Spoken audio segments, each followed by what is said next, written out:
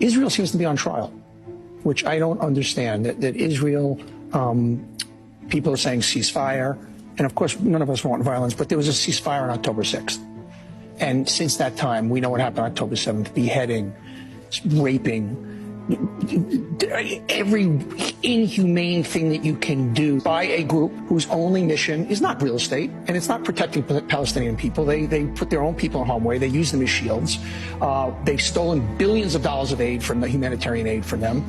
Their only mission is to eliminate Israel, eliminate all Jews.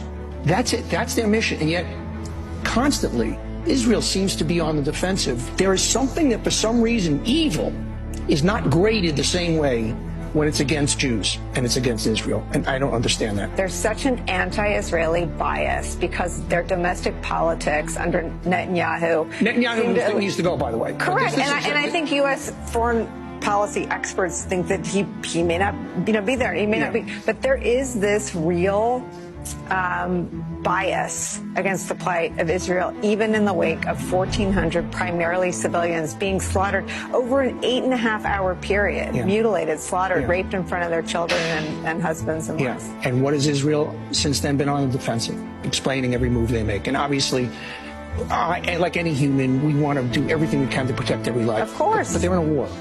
And innocent civilians are going to be hurt, just like innocent Germans were hurt. But you still have to take out the Nazis. You got to take out ISIS.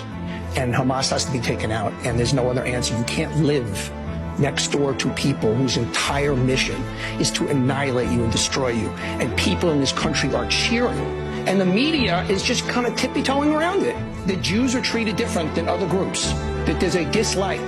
That there is somehow that Jews being hurt or being slaughtered is different than other people being hurt. That somehow they have it coming to them. Yeah, I said it. That's what this is about. I don't know why the media just can't lay things out evenly.